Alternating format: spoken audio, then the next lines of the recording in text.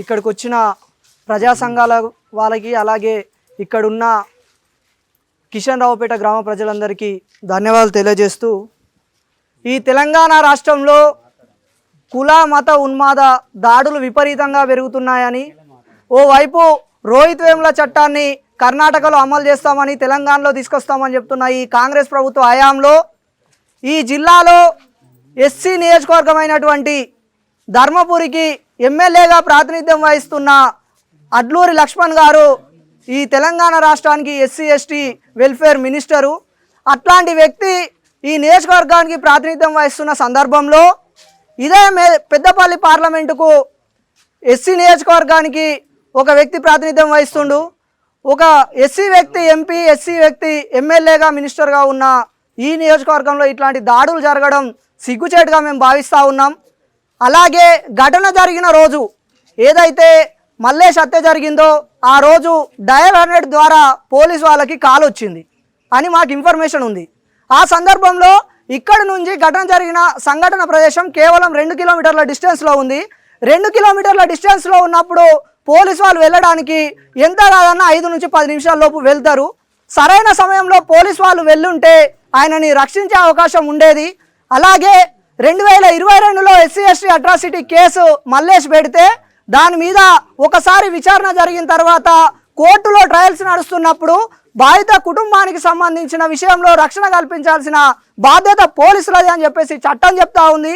అలాగే ఆ కేసులో ఎవరైతే సాక్షులుగా ఉన్నారో వాళ్ళని ప్రభావితం చేసే వ్యక్తులు ఉంటారు కాబట్టి ఆ కేసులో సాక్షులను కూడా రక్షణ కల్పించాల్సిన బాధ్యత పోలీసులకు ఉందని చెప్పేసి చట్టం చెప్తా ఉంటే ఈరోజు పోలీసులు ఇన్ఫర్మేషన్ ఉన్నప్పటికి కూడా మల్లేష్ను చంపిరు. ఆ విషయాన్ని పక్కన పెడితే అదే రోజు పోలీసులు రాసిన ఎఫ్ఐఆర్లో 1:35 నిమిషాలకు హత్య జరిగితే 1:45 నిమిషాలకు హత్య జరిగితే 2 గంటల 45 నిమిషాలకు ఎఫ్ఐఆర్ అయినట్టున్నది. కేవలం ఘటన జరిగిన 1:15 నిమిషాల్లో ఎఫ్ఐఆర్ చేయడం తెలంగాణ పోలీసులు ఏదైతే అభివృద్ధి చేస్తున్నామని ఫ్రెండ్లీ పోలీసింగ్ అని చెప్తుర్రో, కేసులు త్వరితగతిన పూర్తి చేస్తామని చెప్తుర్రో, ప్రజలకు న్యాయం చేస్తామని చెప్తుర్రో ఇక్కడ చాలా స్పష్టంగా కనబడతా ఉంది. ఘటన జరిగితే ఇప్పుడు రోడ్డు మీద పోతున్నప్పుడు ఒక మర్డర్ జరిగితే దానికి సంబంధించిన వ్యక్తులు వస్తారు, ధర్నా చేస్తారు, వాళ్ళని కాంప్రమైజ్ చేసే పద్ధతి ఒకటి ఉంటుంది, వాళ్ళు నిరసన తెలిపే హక్కు ఉంటుంది. ఇవన్నిటి మధ్య కేవలం గంటన్నర వ్యవధిలో ఎఫ్ఐఆర్ రాసిరు. ఆ ఎఫ్ఐఆర్ కూడా ఎవరైతే మల్లేష్ తండ్రి ఉన్నాడో ఆయన దస్తూరితో ఎఫ్ఐఆర్ రాపించినట్టు ఎఫ్ఐఆర్లో మెన్షన్ చేస్తుంది అని అంటే ఇంత సిగ్గుమాలిన వ్యవస్థ ఇంకెక్కడ ఉండదు. ఇది నిజంగా పోలీస్ వ్యవస్థకే ఆటంకం. అలాగే ఇక్కడ ఎవరైతే డిఎస్పీ ఉన్నారో రఘుచందర్ గారు వారు కూడా ఇక్కడ వారి నిర్లక్ష్యం స్పష్టంగా కనబడతా ఉన్నది. దాంతో పాటుగా హత్య జరిగినప్పుడు డయల్ 100కు కాల్ వెళ్ళిన తర్వాత అక్కడ హత్యా ప్రదేశంలో 6 ఉన్నట్టు మాకు ఇన్ఫర్మేషన్ ఉన్నది. ఈ రోజు వరకు కూడా కేవలం 3 మీద ఎఫ్ఐఆర్ చేసి అరెస్ట్ చేసిరు, ఇంకో 3 పేర్లు మెన్షన్ చేయలేదు. దాంతో పాటుగా ఆ ఘటన ఎప్పుడైతే జరిగిందో ఆ ఘటనను ప్రేరేపించే విధంగా పక్కూరికి చెందిన ఒక వ్యక్తి వీళ్ళను రెచ్చగొట్టడం వల్లనే ఘటన జరిగింది. ఆయన పేరు ఎఫ్ఐఆర్లో లేదు, చేర్చాలని చెప్పేసి మేము డిమాండ్ చేస్తూ ఉన్నాం. ఇది ఈ తెలంగాణ రాష్ట్రంలో జరిగిన అభివృద్ధిగా మేము భావించట్లేదు.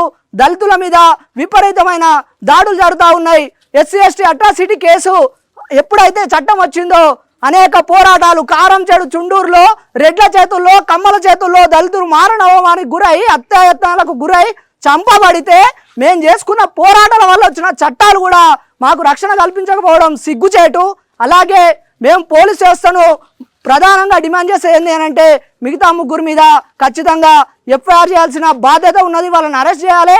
అట్లాగే ఈ కేసులో అంతకుముందే అసలు ఎవరు చెప్తారు పోలీసులకు, వాళ్ళకు డ్యూటీలో వెళ్ళేటప్పుడు ఏం చెప్పాలి, ఏం చేయొద్దు, ఎఫ్ఐఆర్ ఎట్లా వేయాలి, చట్టాలు ఎట్లా అమలు చేయాలని సిపిసి ఉంటుంది, సిఆర్పిసి ఉంటుంది, ఐపీసీ ఉంటుంది. వాళ్ళకి తెలియదా రౌడీ షీట్ ఎట్లా ఓపెన్ చేస్తారో? ఒక వ్యక్తి ఒక అమ్మాయిని హింసిస్తుండో అనే విషయంలో రౌడీ షీట్ ఓపెన్ చేయమని ఏ చట్టం చెప్తుందో నేను ఒక యూనివర్సిటీ న్యాయ విద్యార్థిగా అడుగుతా ఉన్నాను. అది లా అయిపోయింది. నేను లాయర్ని. ఇప్పుడు ఎవరన్నా ఉంటే ఇక్కడున్న ఎస్ఐ కావచ్చు, సిఐ కావచ్చు, ఎస్హెచ్ఓ కావచ్చు, డిఎస్పీకి మేము బహిరంగ ప్రశ్నిస్తూ ఉన్నాం. ఒక అమ్మాయి హరాస్ చేస్తుందని చెప్తే మీరు ఏ విధంగా రౌడీ షీట్ ఓపెన్ చేస్తారో చెప్పాల్సిందిగా తెలియజేస్తున్నాం. అట్లనే ఆ అమ్మాయి మీద వీళ్ళు అట్రాసిటీ కేసు అయిన తర్వాత ఎప్పుడైతే 22లో అట్రాసిటీ కేసు అయిందో 23లో 24లో ఆ అమ్మాయి ఆ గ్రామంలో బహిరంగంగా ఆయనకు దెబ్బలు తాకితే ఆయనను పట్టుకొని ఏడ్చిరని చెప్పేసి వాళ్ళ కులం వాళ్ళే ఊర్లో ఉన్న ప్రజలే చెప్తా ఉంటే ఆయన పోకిరి అని ఆయన అమ్మాయిని వేధిస్తే మేము కేసులు పెట్టినామని ఏ చట్టాలు చెప్తున్నాయో మీరు ఎట్లా కేసులు పెట్టిరో ఇందులో నిర్లక్ష్యం వహించిన ఎస్ఐ ఉమాసాగర్ని సస్పెండ్ చేయాలి. ఆ బాధిత కుటుంబం మనోభావాలు దెబ్బతినేలా మాట్లాడిన డిఎస్పీని కూడా సస్పెండ్ చేయాలి. ఈ రెండు పనులు కనుక చేయకుంటే ఇక్కడ స్థానిక మంత్రిగా ఉన్న అడ్లూరు లక్ష్మణ్ గారి ఇంటికి డీజీపీ ఆఫీస్ ముట్టడికి అతి త్వరలో పిలుపునిస్తామని హెచ్చరిస్తా ఉన్నాం. ఇక్కడికి వచ్చిన మీ అందరికీ మరోసారి ఉద్యమ వందనాలు తెలియజేస్తా ఉన్నాం.